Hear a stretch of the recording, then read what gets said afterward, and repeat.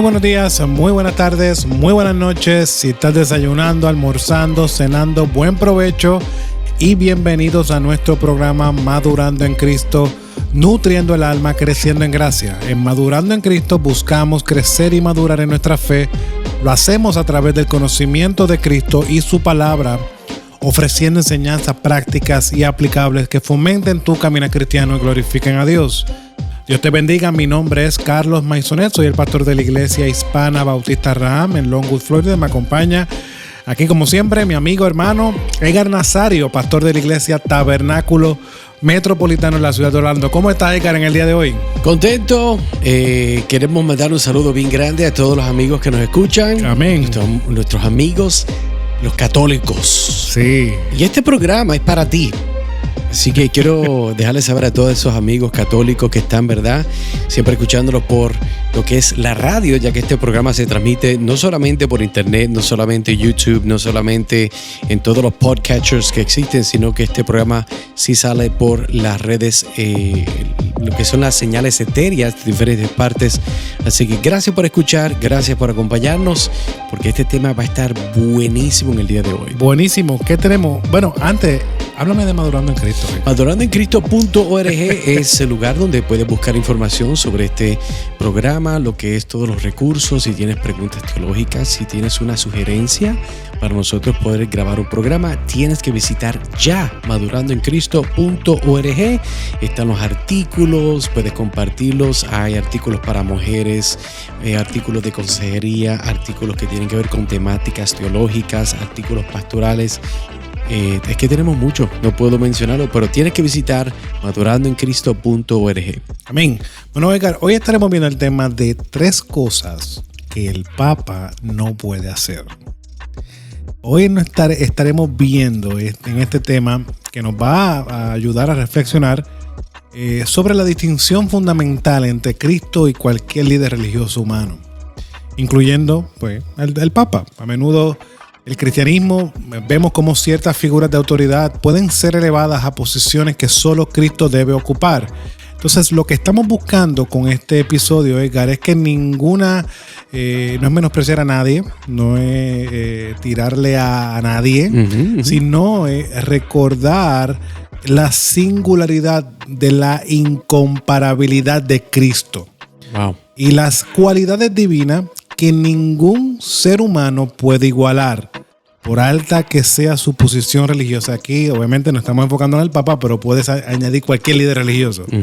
Acompañémonos y esté con nosotros para que veas estas diferencias cruciales que reafirman por qué nuestra fe debe estar centrada únicamente en Cristo. Ahora, Edgar, vamos a comenzar a ver este tema.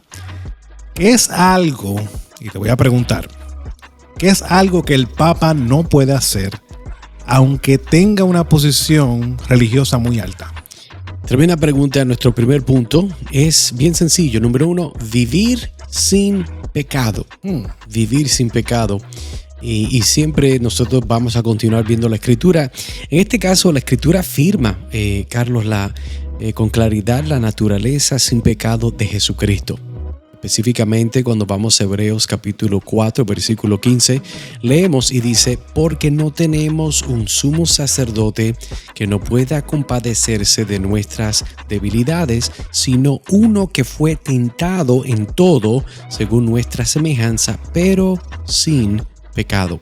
Entonces, esta perfección moral es una cualidad única de Cristo que lo distingue fundamentalmente de cualquier otro líder religioso en la historia humana completa. Entonces, en contraste, el Papa, como mejor se conoce, como cualquier otro ser humano, está sujeto a la condición universal del pecado. En Romanos capítulo 3, versículo 23, nos recuerda esta verdad ineludible. Y dice: por cuanto todos pecaron y están destituidos de la gloria de Dios. Es interesante porque esta declaración no exceptúa a ninguna persona, sino importar su posición o título. Entonces, la doctrina de la infalibilidad papal que es algo, ¿verdad? Así se llama, no afirma que el Papa sea impecable, sino que reconoce que como ser humano está sujeto a las mismas debilidades morales que todos nosotros. Y yo creo que eso es algo que nosotros tenemos que resaltar dentro de las ideas de lo que el Papa no puede hacer. Entonces, la impecabilidad de Cristo es esencial para su obra redentora. Como sacrificio perfecto, solo Él podía ofrecerse a sí mismo como ofrenda inmaculada por nuestros pecados. Y la realidad es que sin esta pureza absoluta, y esa es la palabra clave, su sacrificio no habría sido suficiente. Pensemos en un juez que necesita dictaminar sobre un caso específico, pero descubre que él mismo es culpable del mismo crimen que está juzgando. ¿Cómo podría ofrecer una justicia imparcial? ¿Qué nos muestra esto? Es que de la misma manera, solo quien está completamente libre de pecado puede ofrecer el remedio perfecto para el pecado. Entonces, esta es la singularidad que Cristo nos muestra y nos proyecta por medio de la Escritura, por medio de los Evangelios y en el Nuevo Testamento. Y ningún líder religioso puede reclamar. Entonces, ¿cómo podemos aplicar esto, hermanos que nos están escuchando y hermanas que nos escuchan? Reconoce que todos los líderes religiosos, incluyendo el Papa, necesitan la misma gracia salvadora que tú. Primera de Juan capítulo 1, versículo 8 al 9, nos recuerda lo siguiente: si decimos que no tenemos pecado, nos engañamos a nosotros mismos y la verdad no está en nosotros. Si confesamos nuestros pecados, Él es fiel y justo para perdonar nuestros pecados y limpiarnos de toda maldad. Ahora, en segundo lugar, evita la tendencia a idealizar o elevar a cualquier líder humano a un estatus casi divino, que usualmente lo que se hace con el Papa. Salmo 146, versículo 3 nos recuerda lo siguiente: no confíes en los príncipes ni en hijo de hombre, porque no hay en él salvación. En tercer lugar, agradece a Dios, porque Él es el único que pudo enviar un Salvador verdaderamente sin pecado. Segunda de Corintios capítulo 5, versículo 21, al que no conoció pecado, por nosotros lo hizo pecado para que nosotros fuésemos hechos justicia de Dios en Él. Edgar, ya vimos en primer lugar que el Papa no puede vivir sin pecado. Ahora, ¿qué otra cosa o qué es otra cosa, Edgar, que el Papa no puede hacer, aunque sea considerado el líder de millones de personas?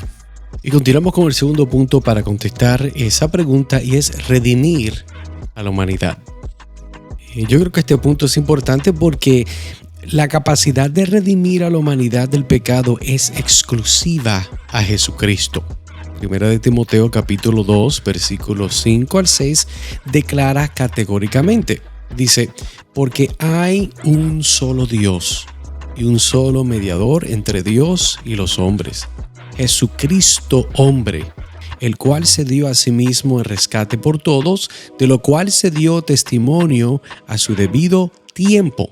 Entonces, este pasaje establece sin ambigüedad que la mediación salvífica es exclusiva de Cristo. Y ningún ser humano, Carlos, incluyendo el Papa, puede ofrecer expiación por los pecados. La redención requirió el sacrificio perfecto del Hijo de Dios, un precio que solo Cristo podía pagar. Por eso es que la sangre derramada en la cruz tiene un valor infinito, precisamente porque proviene del único sacrificio aceptable delante de Dios. Entonces, cuando vemos el Papa, como cualquier líder religioso, puede señalar el cambio hacia Cristo. Puede enseñar sobre la redención, pero no puede ni podrá por sí mismo redimir a ninguna persona. Y esta distinción es fundamental para entender la singularidad de la obra de Cristo Jesús. Ahora, imagina que debes una deuda inmensa que nunca podrías pagar en toda tu vida. Hay dos tipos de personas que podrían acercarse a ti. Alguien que simplemente te compadece y te ofrece consejos sobre cómo manejar tu deuda, o alguien que a cambio te paga la deuda completamente. Cristo es la segunda persona. no solo nos aconseja, sino que Él pagó nuestra deuda de pecado completamente. Algo que ningún líder religioso, por sincero que sea, por mejor que sean sus intenciones, podrá hacer lo que Cristo hizo en la cruz. Por lo cual, hermano, para aplicar este punto, ¿qué debes hacer? Dirige tu fe exclusivamente a Cristo para salvación. No sigas instituciones humanas o líderes.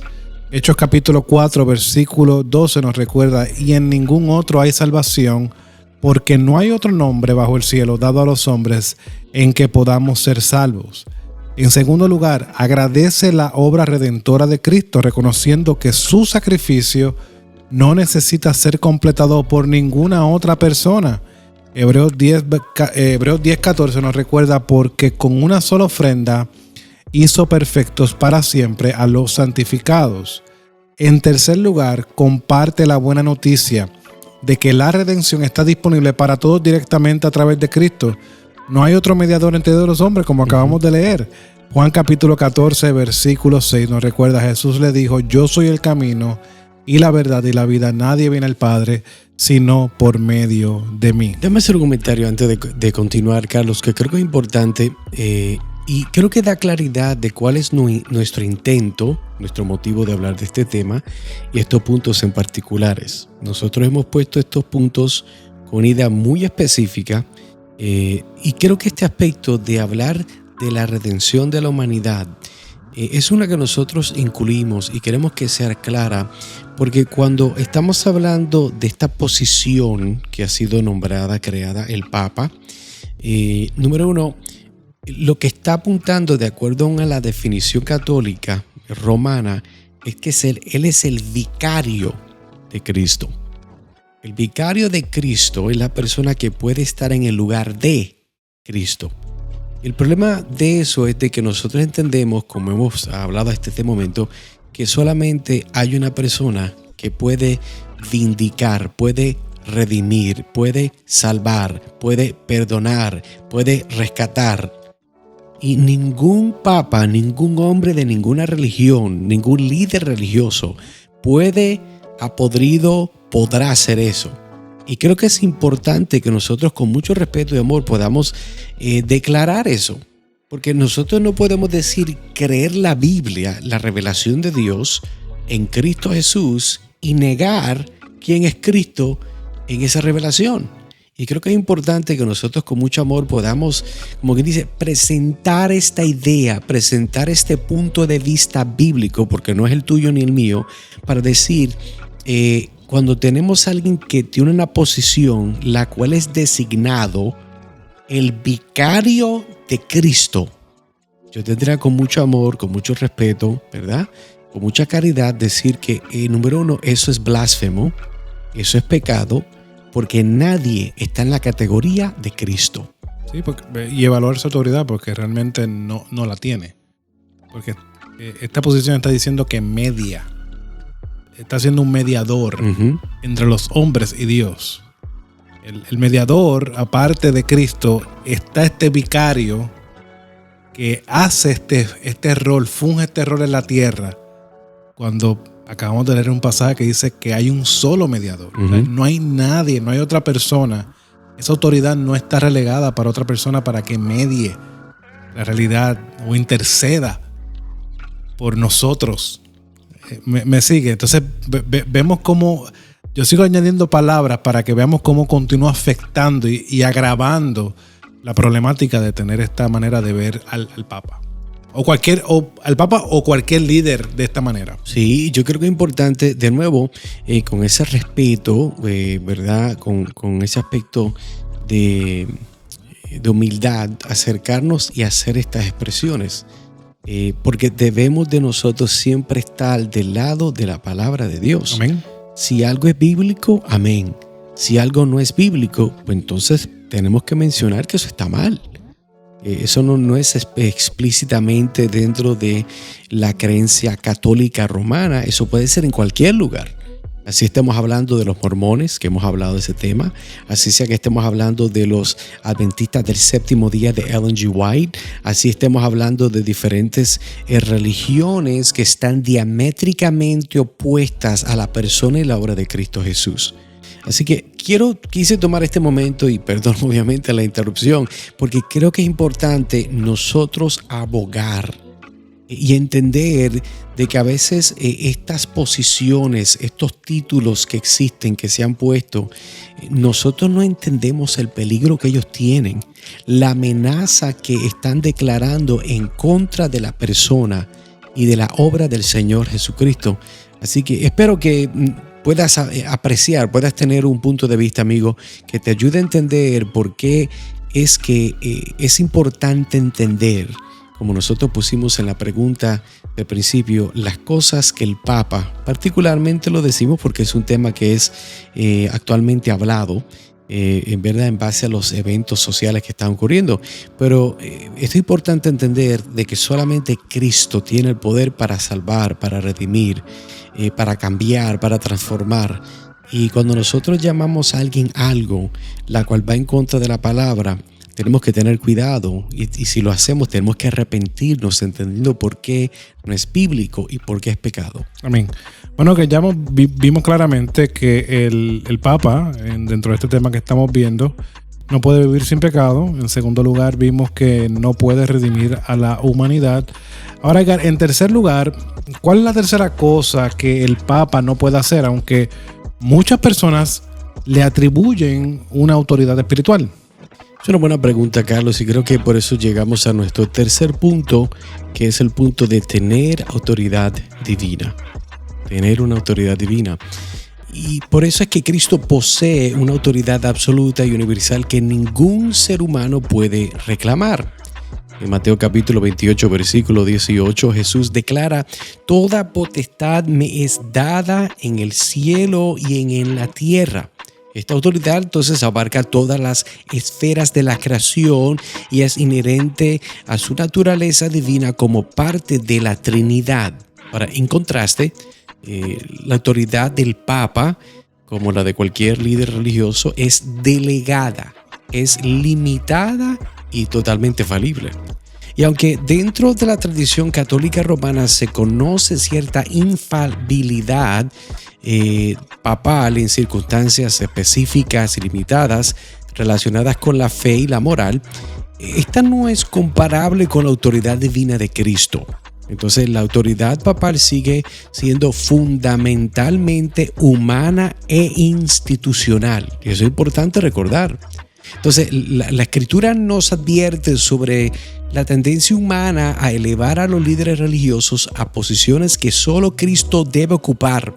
Por eso que el apóstol Pablo reprendió a los corintios por dividirse en facciones basadas en líderes humanos. 1 Corintios 3, de 4 al 7. Y es verdad porque yo estoy predicando de Corintios. Pues imagínate. Pensemos, para ilustrar esto, piensa la diferencia entre el autor original de un libro y un comentario del mismo. El autor tiene la autoridad absoluta sobre todo lo que quiso decir, mientras que el comentarista, por más erudito que sea, solo puede ofrecer interpretaciones. De manera similar, Cristo como autor de nuestra fe posee autoridad divina, mientras que cualquier líder humano, incluyendo el Papa, solo puede interpretar y explicar lo que Cristo ya ha establecido. Ahora, oyente, escucha esto para que apliques correctamente. Evalúa todas las enseñanzas religiosas a la luz de la palabra de Dios. No a la luz de la palabra de un hombre, a la luz de la palabra de Dios.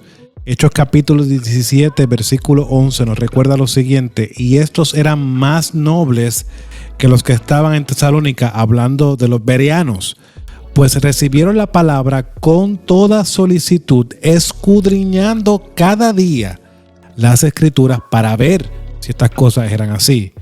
Reconoce en segundo lugar los límites de la autoridad humana en asuntos de fe. Gálatas capítulo 1 versículo 8 nos recuerda lo siguiente: mas si aún nosotros o un ángel del cielo os anunciare otro evangelio diferente del que os hemos anunciado, sea maldito, sea anatema.